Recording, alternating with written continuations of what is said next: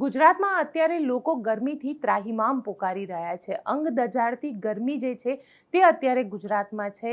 ટેમ્પરેચરનું વાત કરવામાં આવે તો ટેમ્પરેચર લગભગ 45 ડિગ્રીએ પહોંચી ગયું છે. તેવામાં એવું પણ કહેવાઈ રહ્યું છે કે હવે બંગાળની ખાડીની અંદર એક સાયક્લોન જનરેટ થઈ રહ્યું છે અને આ વાવાઝોડું જે છે તેની ઇમ્પેક્ટ જે છે તે ગુજરાત ઉપર શું થશે તેની ચર્ચા પણ આ રિપોર્ટની અંદર કરીશું અને સાથે સાથે તમને એ પણ બતાડીશું કે આજે બંગાળની ખાડીની અંદર વાવાઝોડું બન્યું છે એ વાવાઝોડું કઈ દિશા તરફ જઈ રહ્યું છે અને તેની ઇમ્પેક્ટ શું હશે. નમસ્કાર, હું છું ગોપી ગાંગર અને આપ જોઈ રહ્યા છો નિર્ભય ન્યૂઝ. ગુજરાતમાં અત્યારે હીટ વેવ ચાલી રહ્યો છે. રાજ્યના ઘણા બધા શહેરોની અંદર રેડ એલર્ટ આપવામાં આવ્યું છે. સાથે દરિયાકાંઠાના જે વિસ્તારો છે તેને પણ એલર્ટ કરી દેવામાં આવ્યા છે, કારણ કે ત્યાં પણ એવું કહેવાય રહ્યું છે કે ગરમી જબરજસ્ત છે અને એની ઇમ્પેક્ટ જે છે તે અત્યારે ગુજરાતની અંદર જોવા મળી રહી છે. હીટ વેવના કારણે ઘણા બધા લોકોને હોસ્પિટલાઇઝ કરવા પડી રહ્યા છે. સાથે સાથે એલર્ટ પણ આપવામાં આવ્યું છે. જે કડિયાકામમાં લોકો કામ કરી રહ્યા છે તેમને પણ કહેવામાં આવ્યું છે કે બપોરના ટાઈમે તેઓ આરામ કરે અને કામ ન કરે, કારણ કે ગરમી ખૂબ વધારે છે. પરંતુ આ બધાની વચ્ચે જે વાવાઝોડાના સમાચાર આવી રહ્યા છે કે એક વાવાઝોડું પણ બંગાળની ખાડીની અંદર બની રહ્યું છે. તમને વિંડીના માધ્યમથી બતાવવાનો પ્રયત્ન કરીશ કે આ વાવાઝોડું કઈ જગ્યાએ બની રહ્યું છે અને તેની ઇમ્પેક્ટ જે છે તે કેટલી આવશે, કારણ કે તેની અસર એવું કહેવાય રહ્યું છે કે દેશની અંદર આવનારું આ વાવાઝોડું જે છે એ પહેલું આ સિઝનનું વાવાઝોડું હશે અને આ સિઝનની અંદર આ પહેલા વાવાઝોડાની અસર જે છે તે કેટલી થશે, કારણ કે વાવાઝોડું ત્યારે જ ઉદ્ભવે છે જ્યારે દરિયાનું જે ટેમ્પરેચર છે તે ટેમ્પરેચર એ અમુક ડિગ્રીથી વધી જાય છે અને તેના કારણે આ ડિપ્રેશન ક્રિએટ થાય છે અને ડીપ ડિપ્રેશન ધીરે ધીરે વાવાઝોડામાં કન્વર્ટ થાય છે. એ તમને બતાડી દઉં કે આ જે વિસ્તાર આપ જોઈ શકો છો, બંગાળની ખાડીનો આ જે વિસ્તાર છે, આ વિસ્તારની અંદર અત્યારે ડીપ ડિપ્રેશન બનવાનું હવે શરૂ થઈ ચૂક્યું છે અને આ ડીપ ડિપ્રેશન ધીરે ધીરે વાવાઝોડામાં, આ ડિપ્રેશન અત્યારે છે પછી એ ડીપ ડિપ્રેશનમાં કન્વર્ટ થશે અને ધીરે ધીરે એ વાવાઝોડામાં કન્વર્ટ થઈ જશે. આ જે આખો વિસ્તાર છે બંગાળની ખાડીનો, ત્યાં આગળ હવે ડિપ્રેશન બનવાનું શરૂ થઈ ચૂક્યું છે અને લગભગ 27-28 તારીખની આજુબાજુ કહેવાય રહ્યું છે કે આ વાવાઝોડું જે છે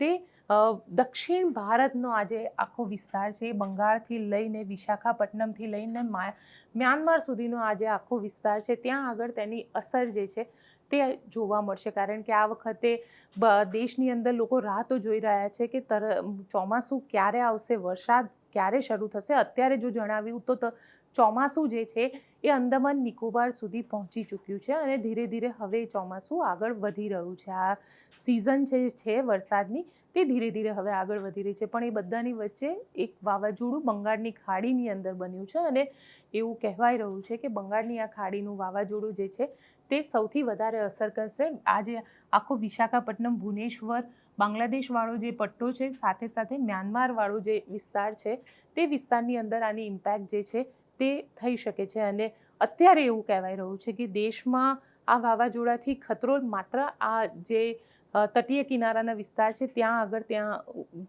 ભારે હવા ચાલી શકે, ખૂબ પવન ફૂંકાઈ શકે, તેના કારણે એક ઇમ્પેક્ટ જે છે તે બની શકે છે. પરંતુ આ વાવાઝોડાની જે ગતિ અત્યારે બતાડવામાં આવી રહી છે તે ગતિ આ પ્રમાણેની બતાડવામાં આવી રહી છે.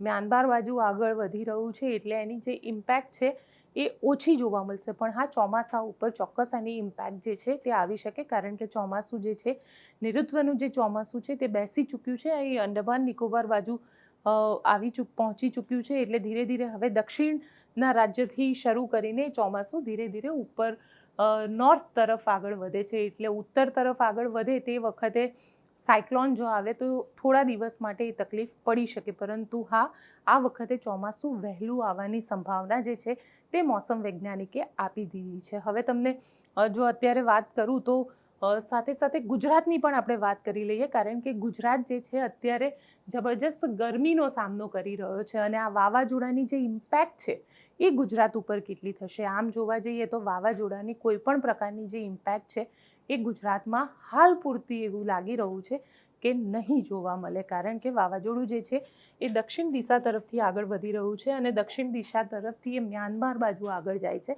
તો તેની ઇમ્પેક્ટ આ બાજુ અરબી સમુદ્રના કિનારા જે આપણું ગુજરાત આવેલું છે ત્યાં આગળ તેની ઇમ્પેક્ટ જોવા નહીં મળે. પરંતુ હા એટલું ચોક્કસ છે કે ગરમી જબરદસ્ત હશે અને ગરમીની ઇમ્પેક્ટ જે છે તે પણ આપણને જોવા મળી જશે, કારણ કે આ તમને વિન્ડીના માધ્યમથી બતાડી રહીશું. જે ઓરેન્જ એલર્ટ છે, રેડ એલર્ટ છે, તે આપવામાં આવેલો છે.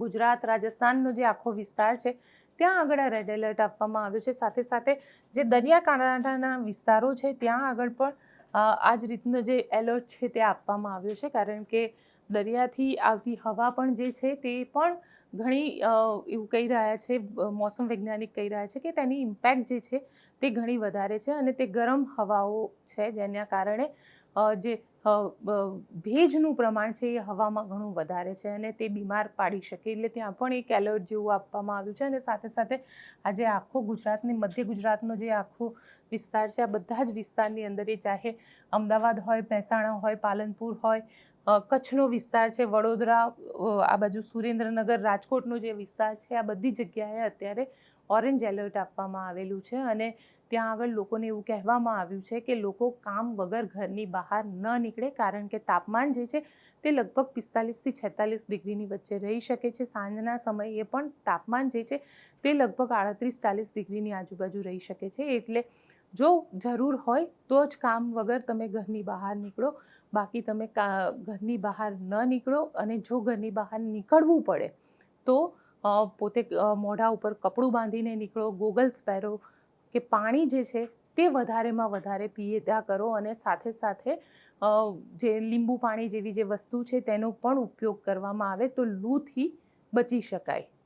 એટલે અત્યારે એવું કહી શકાય કે ભારતના જે દક્ષિણ છોર અને બંગાળની ખાડીમાં જે પ્રેશર ક્રિએટ થયેલું છે, જે ડિપ્રેશન અત્યારે હવે પ્રેશર ક્રિએટ થયેલું છે ડિપ્રેશનનું, તે ડીપ ડિપ્રેશન બનશે અને ત્યાં વાવાઝોડાની અસર જોવા મળશે. એ દક્ષિણ ભારત તરફ જોવા મળશે અને ગુજરાતમાં તેની ઇમ્પેક્ટ જે છે એ બહુ ઓછી જોવા મળશે. આપ શું વિચારો છો? કોમેન્ટ બોક્સમાં ચોક્કસ લખીને જણાવજો. અમારી ચેનલ નિર્ભય ન્યૂઝને લાઇક, શેર અને સબસ્ક્રાઈબ કરવાનું ભૂલશો નહીં.